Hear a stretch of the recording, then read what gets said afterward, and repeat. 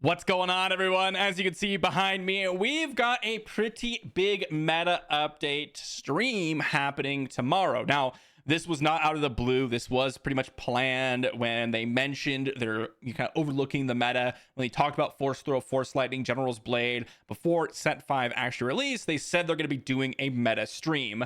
I think it was planned for later on in the week, but they changed it to Monday if they did, or this was just the overall planned date.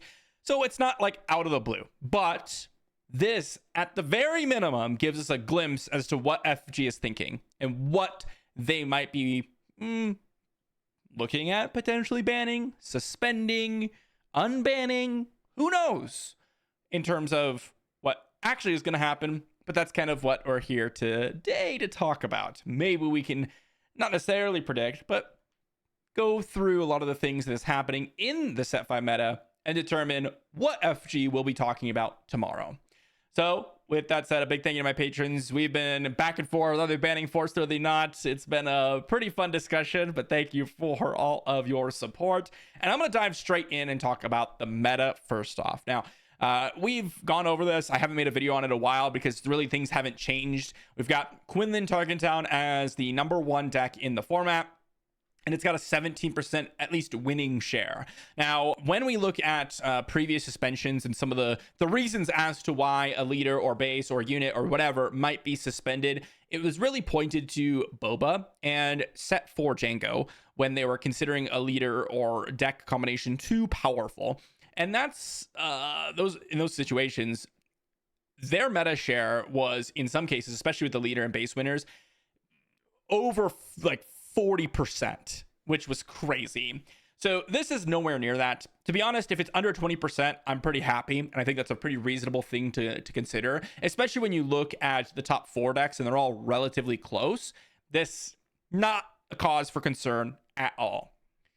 There's also in this a good showing of different bases. We've got Force Base, red and blue. We've got Data Vault. We've got ECL. We've got Tarkentown. So again, even though Tarkentown's been cited as one of the stronger options and something that should get banned in the past, it doesn't seem like even bases, along with leaders, are something to be targeted. They did mention Tarkentown in the past, and we're going to consider looking at it, but I don't really see merit to it, at least in the leader and base/base combination. If I were to pull in all the leader/bases in the top 8, we start to get an even better meta share, right? This drops Quinlan down to 12.3, and we have a lot of leaders in that 5+% range. And if you're just to consider the leaders themselves, once again, it is even better than we're seeing in the leader base combination. So lots of leaders getting played, in most cases very different styles.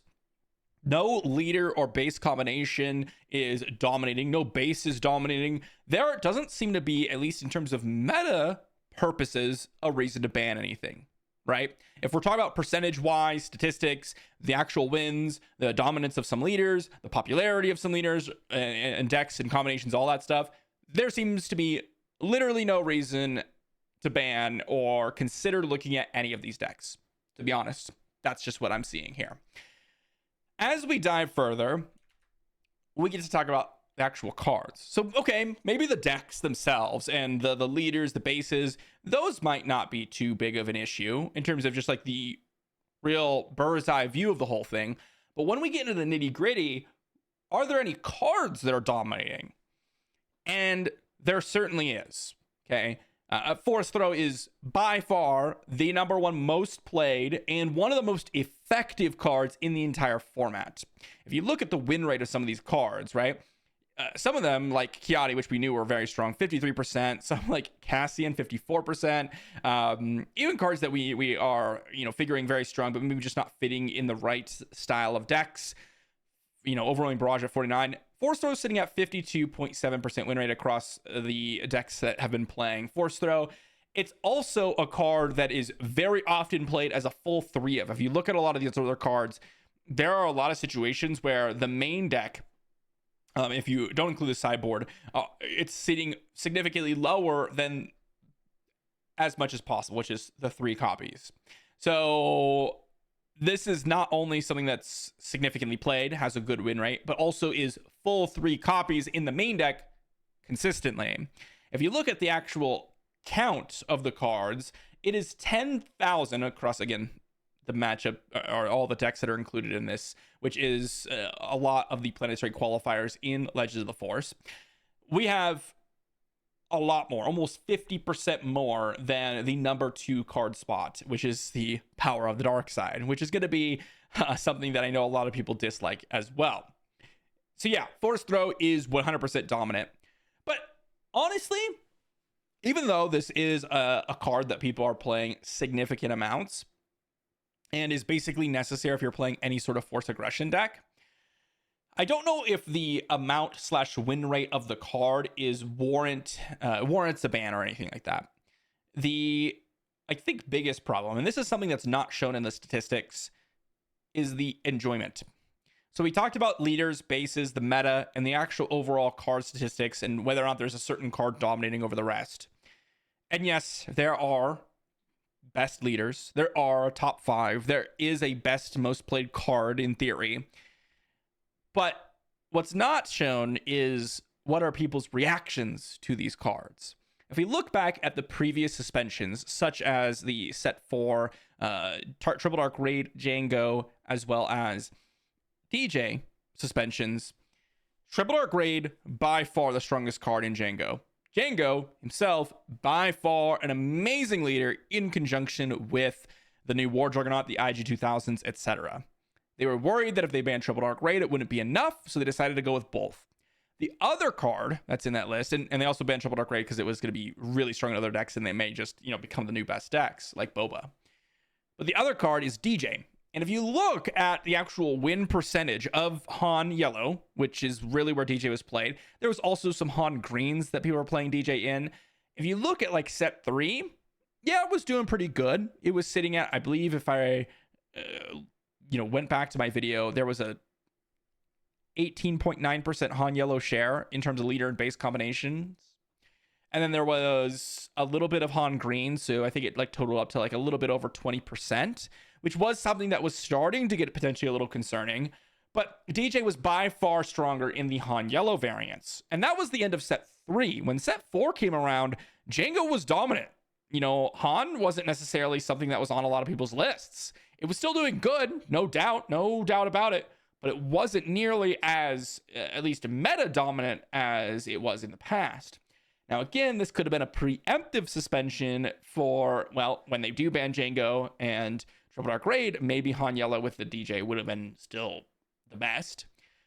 But more so than that, one of the biggest outcries that everyone had was that you have to ban DJ because it is the most unfun play experience to have your resources stolen and defeated with the Han DJ combination.